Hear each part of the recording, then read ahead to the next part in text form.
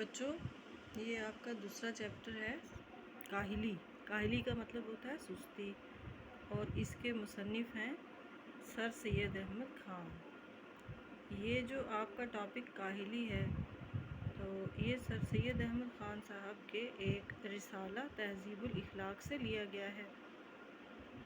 یہ اس وقت انہوں نے رسالہ نکالا تھا جب ہندوستان اپنی آزادی کی انگریزوں سے آزادی کی کوشش کر رہا تھا، اور اس وقت میں کچھ لوگ تو آزادی میں لگے تھے، لیکن کچھ لوگ بہت ہی سست اور زیادہ تر لوگ بہت سست اور کاہل تھے۔ تو یہ سر سید احمد خان کا یہ رسالہ نکالنے کا یہی مقصد تھا کہ لوگوں کے اندر بیداری پیدا کی جائے اور لوگوں کے اندر ایک جذبہ پیدا کیا جائے، کس کا؟ آزادی کا جذبہ پیدا کیا جائے۔ تو اپنے رسالے میں وہ لکھتے ہیں کہ کاہلی ایک ایسا لفظ ہے جس کے معنی سمجھنے میں لوگ غلطی کرتے ہیں۔ لوگ سمجھتے ہیں کہ پاؤں سے محنت نہ کرنا،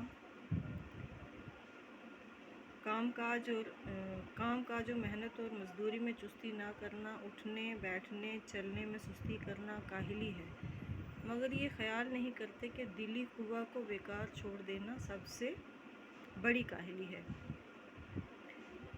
یعنی انسان ہاتھ پاؤں سے، ہم لوگ زیادہ تر یہی سمجھتے ہیں کہ اگر ہم ہاتھ پاؤں سے کام نہ کریں، محنت نہ کریں، تو اس انسان کو ہم کہتے ہیں بڑا ہی کاہل اور سست قسم کا انسان ہے۔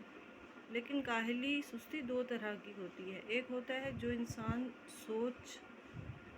کسی چیز کے اوپر فکر نہیں کرتا، سوچ نہیں رکھتا، اور ایک ہوتا ہے کہ جو انسان ہاتھ پاؤں سے کام نہیں کرتا۔ ہاتھ پاؤں سے کام نہ کرنے کا نتیجہ تو یہ نکلتا ہے کہ انسان کے محنت کرنے کے بعد اس کی آمدنی بڑھتی ہے، اس کے کام میں اور اضافہ ہوتا ہے، اور اس کو جو روزمرہ کی چیزیں ہیں جیسے کھانا ہے، کپڑا ہے اور مکان ہے، وہ ساری چیزیں وہ فراہم کر سکتا ہے۔ لیکن وہ ایک عام انسان کر کے بھی حاصل کر سکتا ہے، اور وہ کرنا پڑتا ہے، ہر حال میں انسان کو کرنا پڑتا ہے، کیونکہ بھوک ایک ایسی چیز ہے کہ انسان کو مجبور کرتی ہے کام کرنے کے لیے۔ بھوک ہے، پیاس ہے، کپڑے کی ضرورت ہے، گھر کی ضرورت ہے، یہ تو انسان کو مجبور کر دیتے ہیں۔ لیکن دو طرح کے انسان ہوتے ہیں، ایک محنت کرتے ہیں اور ایک سوچتے ہیں، اور محنت کے ساتھ ساتھ فکر کرنے والے جو لوگ ہوتے ہیں وہ اچھے ہوتے ہیں۔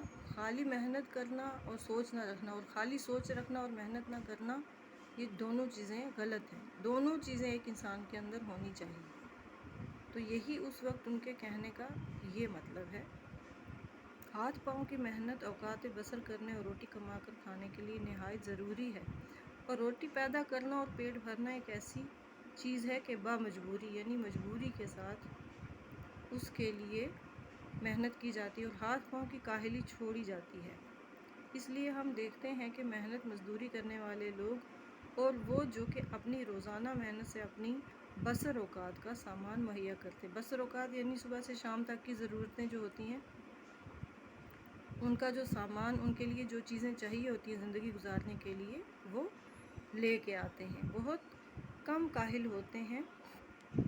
محنت کرنا اور سخت کاموں میں ہر روز لگے رہنا گویا ان کی طبیعت ثانی ہوتی ہے۔ کچھ لوگ بہت محنت کرتے ہیں، یعنی ان کی جو طبیعت کا ایک دوسرا پہلو، اس کا نام محنت ہی ہوتا ہے۔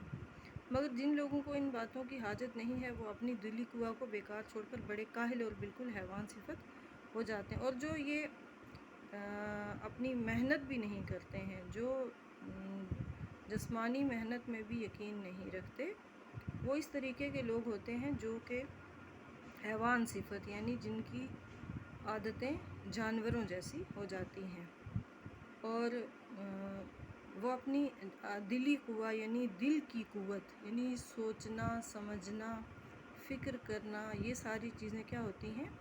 دل انسان کا جو مضبوط ہوتا ہے، دل کی مضبوطی جو ہے، جسم کی مضبوطی کے ساتھ ساتھ دل کی مضبوطی بھی بہت ضروری ہوتی ہے۔ یہ سچ ہے کہ لوگ پڑھتے ہیں اور پڑھنے میں ترقی بھی کرتے ہیں، اس میں تو کوئی شک نہیں ہے۔ آپ آئے دن دیکھو لوگ پڑھائی کو ایک بہت اچھی طریقے سے لیتے ہیں، یعنی محنت کرتے ہیں اور پڑھائی میں ترقی بھی کرتے ہیں، یعنی بڑھتے بھی ہیں آگے، اور ہزار پڑھے لکھوں میں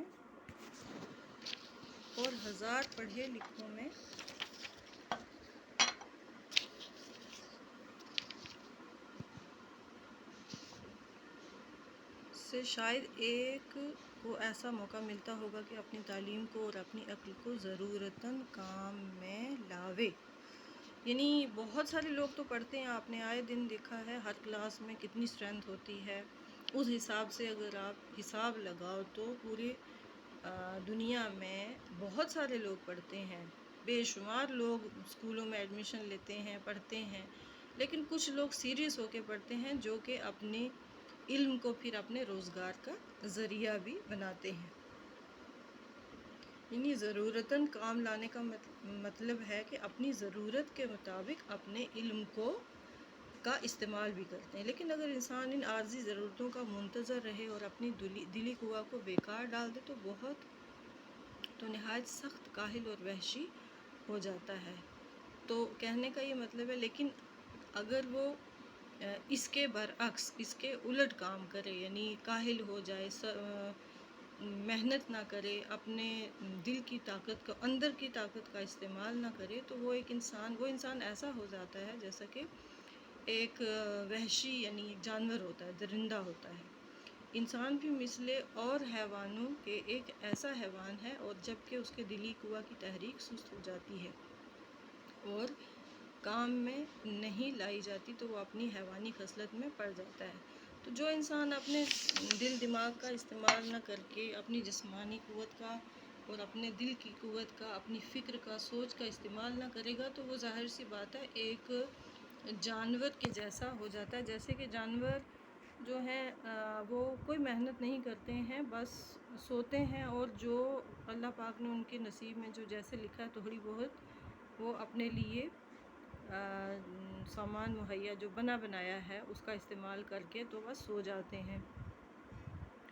بس ہر ایک انسان پر لازم ہے کہ اپنے اندرونی قوا کو زندہ رکھنے کی کوشش میں رہے اور ان کو بیکار نہ چھوڑے۔ تو کہنے کا یہ مطلب ہے، سر سید احمد خان صاحب لوگوں کے دلوں میں یہ شوق جگانا چاہتے ہیں کہ وہ لوگ سوچیں، اپنے دل کی طاقت اور اپنے ذہن کی طاقت کا استعمال کریں۔ یعنی انسان کے اندر سوچنا اگر شروع کرے انسان تو بہت کچھ سوچ سکتا ہے، اور سوچ کے بعد اس کے اوپر عمل کرنا بہت ضروری ہوتا ہے۔